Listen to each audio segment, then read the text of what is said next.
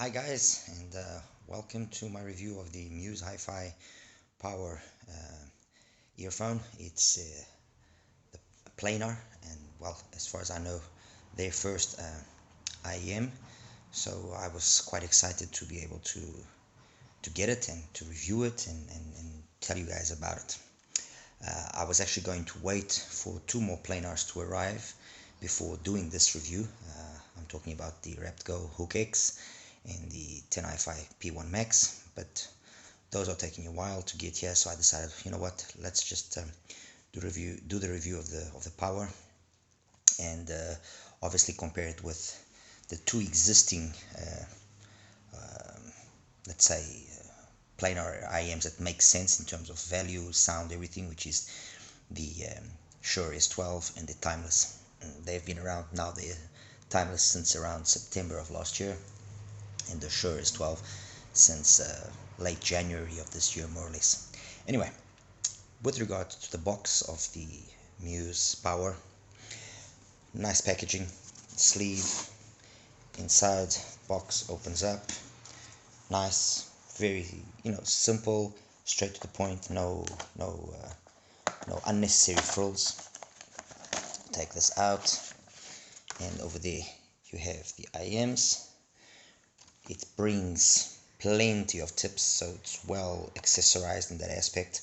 Cleaning tool, so nothing as well there that's been left to chance. It's got a nice carrying case, excuse me. It's got a nice little carrying case, leather with the kind of velour inside, so very nice as well in that aspect. And of course the IEMs themselves. When you initially pick them up, you straight away feel that they are light, but you are greeted with at least a pleasant look. Okay, let's be honest, it looks good, it does look good. The cable looks the part as well, kind of a cloth covered braided affair. It looks really nice. In terms of taste, I think obviously taste is always subjective, but in terms of the overall look of the IEM, it's very nice. The size of the IEM, it is quite large. I mean, compared, for example, to an S12, as you can see here, it is quite a large IEM. That's compared to the Timeless. That's compared here to the minuscule Chew, and compared here to the, excuse me, and compared here to the Blessing. Probably the Blessing is the one that more closely resembles it in overall size. Anyway, the size, although large, it fits nicely in my ears. I had no issues with that. I'm using the standard tips, medium sized, fit me perfect, isolate.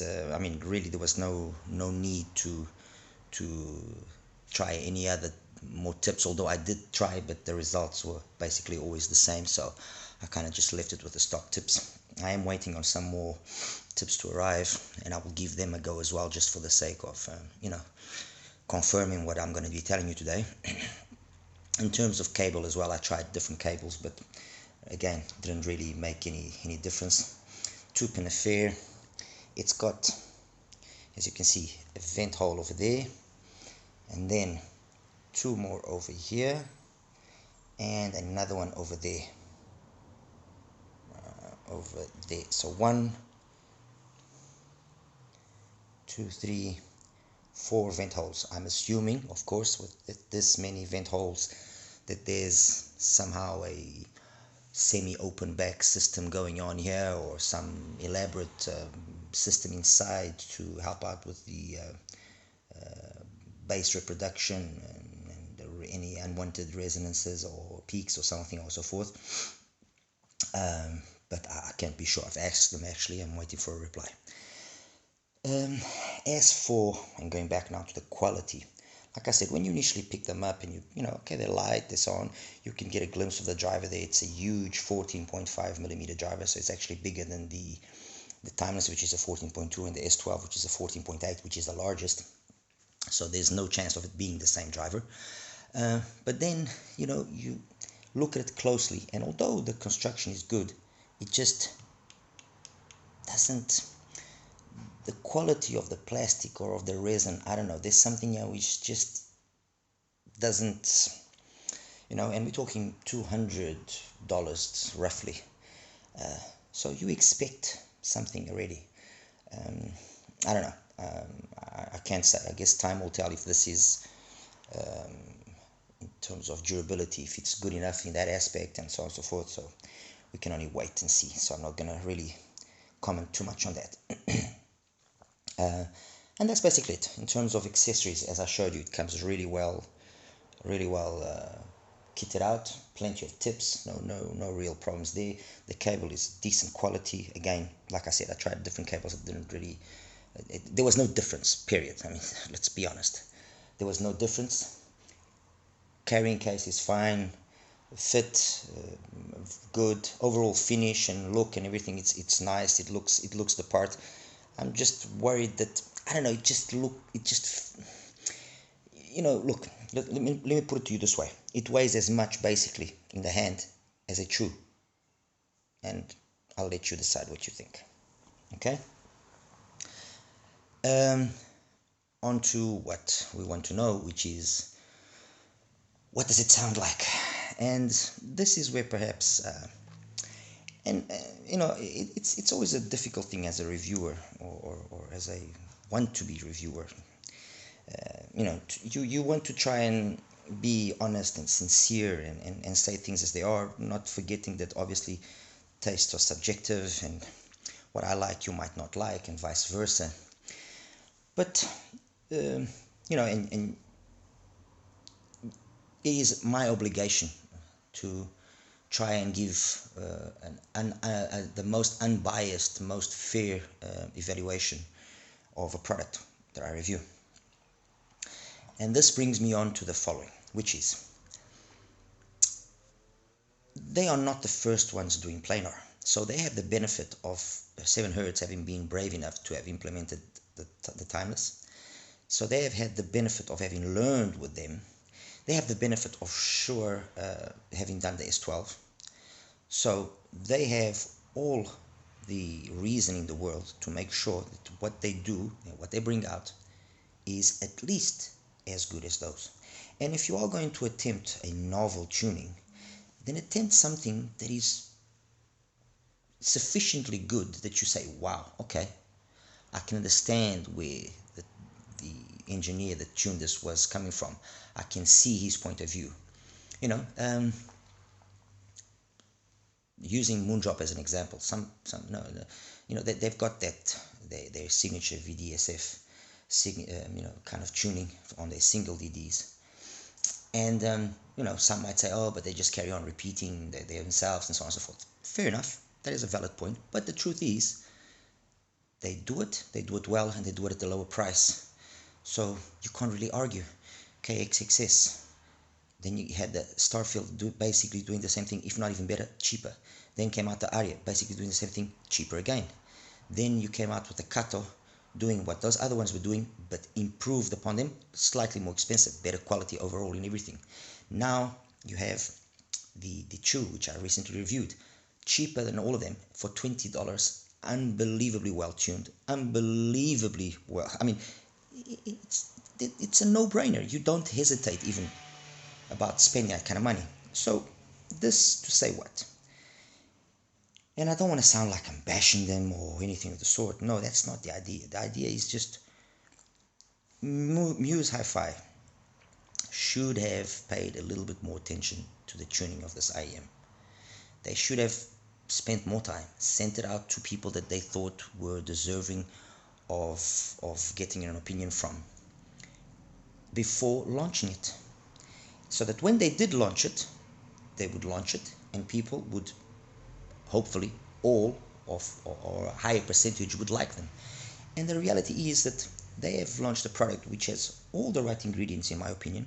Packaging, the actual hardware inside seems to be good, but their fault was the tuning.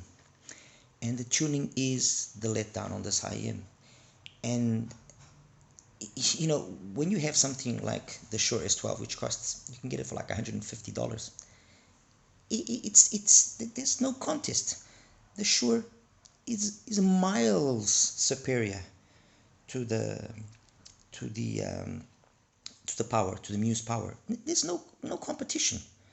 If the price was maybe the same, okay, maybe you could say, okay, I like this tuning, it's different, I'll go for that. But still, no. The Timeless, again, the same thing. The Timeless is unbelievably well tuned. It's good. This was a game changer. The Timeless was a game changer.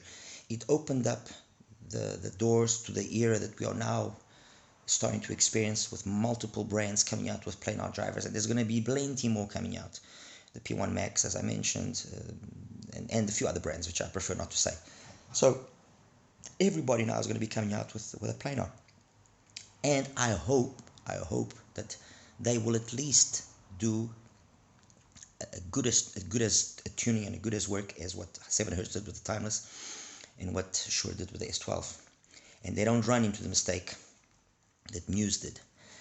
I'm going to show you the graph and then carry on talking a little bit more. So this is the graph of the MUSE Power, and I think by looking at it you can already take away a lot of lessons, a lot of I'm so lost for words. I mean, we're talking about a 12 dB, 10-12 dB pinna gain, very aggressive, then with this massive dip there between 2 and 4K, which just takes away so much from the way the voices should be portrayed and instruments, and it just closes down music. It just closes it down completely. And then you got that continuous raggedness of the response. Mind you, please keep in mind that planar drivers don't usually have a graph which is appealing, and then when you listen to them you kind of okay. I mean, these are the 3 IEMs that I have here. Compare the S12, the Timeless, and the MUSE, and you can see that you look at the Timeless and you look at the S12, so the green line and the blue line, and those are not perfect. The bass, yes, amazingly well done, very good. No real bleed, no bleed in my opinion into the mids or whatever bleed there is. It's a well done. It's good, and the bass in the MUSE does follow that same chain of thought. But then, while those other two kind of peak at above 2.5K, the MUSE peaks earlier, which is not a good thing in my opinion. The other ones then kind of try and plateau themselves. Then there's a peak at 8K, which is probably resonance related, and then they fall off. By looking at this, you would say that yes, in terms of treble response, there's plenty treble response here, and the truth is, no, there isn't. It's very closed off. It's a very dark sounding IEM. I honestly cannot understand, and I don't know. Like I said, I don't want to sound mean. I don't want to sound disrespectful. That's not my intention. I just want to say that I'm disappointed, because I was expecting MUSE, being a newcomer and at least having the benefit of having 2 other existing IEMs. There's more, but 2 other which are well done, well executed, well priced. They could have learned from them and copy it. Just copy them. I mean, the hell with it. I shouldn't be saying this, but copy it. Rather copy it and be safe than try to be innovative and do this. No, not good. Not good at all. It is highly disappointing. That's all I'm going to say. Highly disappointing. I listened to basically 8 to 10 songs to come to a conclusion with regards to the MUSE, and you take, like, for example, like Sweat, the J.K. Riv remix of a song by Princess Frasier. You listen to it on the Timeless, and it sounds great, energetic. Her voice everything, the the drums, everything is, it's nice, it's engaging. You listen to it on the S12, it's even more engaging. Maybe if we're now wanting to be picky, maybe not as correct sounding, but this is a this is not a song that is supposed to be correct sounding. It's supposed to be fun. But fine, maybe you could say that it's got just a little bit too much bass and can be overbearing at times. But no, it sounds good. It sounds really good. You listen to it on the Muse, and it's like, what happened? Did they just put a curtain up in front of her, like those really thick ass curtains that you use to block off the sun? What happened there?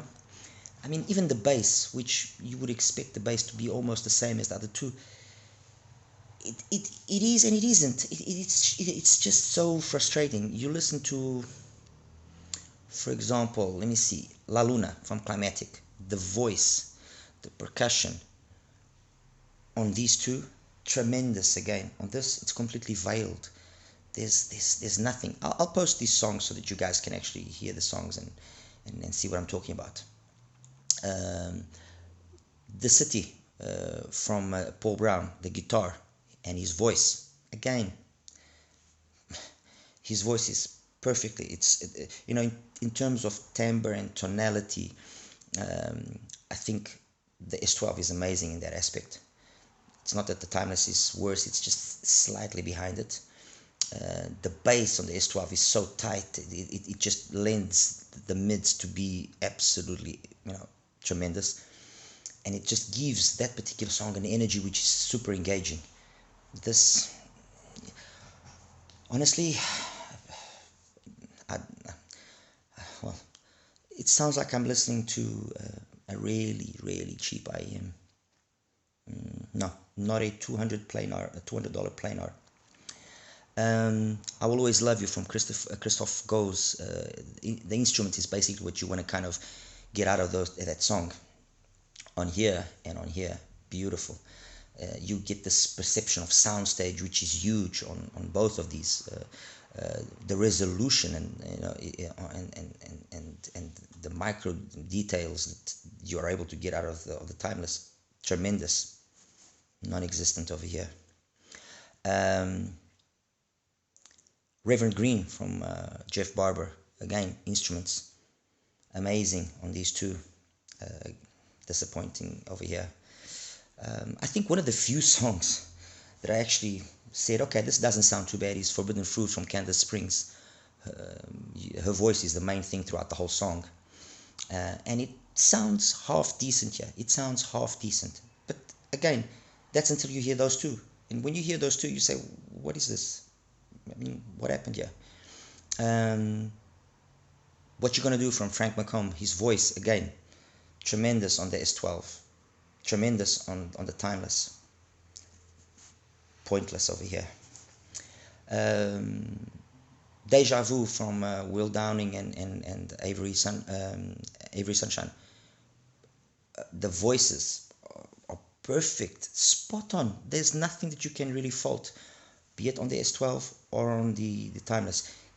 It all boils down to your particular taste, because yes, there is a slight difference in terms of tonality and timbre. Maybe this is a little bit warmer, but both of them do it well. Again, please keep in mind that obviously tonality is a personal thing, and it's determined basically by what you listen to. So but with these songs, this has perfect tonality with that song, this has perfect tonality with that song. This, it just sounds dull, dead, like, what happened? So look, I really, I truly hope that Muse will listen to what I say to a certain extent. I mean, I'm basically a nobody, but maybe if some big reviewers also have the same opinion as me, maybe they will listen and they will reconsider. But I would really like Muse to not take offense to what I'm saying. Criticism, when it's well done, and I think I'm doing a well constructed criticism, and I'm being respectful, is welcomed, and it's a way of you increasing, not only increasing, of you evolving, developing, improving. and I hope that they will really find a way of retuning this, because the hardware is there in my opinion, and it's a real pity. I also compared it to the Chew, simply because I had it here and I said why not, and to the Blessing. And again, with regards to the Blessing, no comparison possible. I mean, you know, the Blessing is one of those IEMs that has so much already been said about it that you either like it or you don't like it. But it's correct. It sounds correct. It doesn't do anything in excess or not enough. It sounds correct in my opinion. Everything is very balanced, very coherent, very smooth. And if maybe with my playlist in some songs I would like sometimes for that to be a little bit more bass. The reality is there isn't enough for me to call it a criticism. It eats the Muse alive. It eats it alive. There's no possible comparison. And finally, and you know, let's call this the last nail in the coffin. If I have to compare this with the Chew, and I'm blind and I have to choose between one or the other, I think you already know what I'm going to say. Chew. The Chew is better. Let me put it to you this way. This should have the mids of the Chew. If this had the mids and the highs of the Chew, and the highs they are not anything great, but if this had the mids and the highs of the Chew, this would then be a contender. Not to beat the Timeless or the S12, but a contender as an alternative tune to these two. These are perhaps different grades of V's, let's put it that, or a V signature. I guess you could say that. This would be an alternative tuning to those two. Well done. As it stands, the MUSE HiFi has honestly nothing that justifies you giving your money. If you're looking for a planar, and obviously, like I said, I haven't listened to the Rapco, the Hook X, and I haven't listened yet to the P1 Max. But if you're looking for a planar of what is available, Shure S12, Timeless 7 Hz, period. This, you know what? Get yourself an S12 and a Chew, and you have a nice planar and a nice single DD IEM, and be done with it. And you'll probably still save some money. Anyway, guys, hope you liked my little take on the Muse, and like I said, I genuinely hope that they will look at this video and reassess its tuning and do something about it. Alright, thank you. Take care. Bye-bye.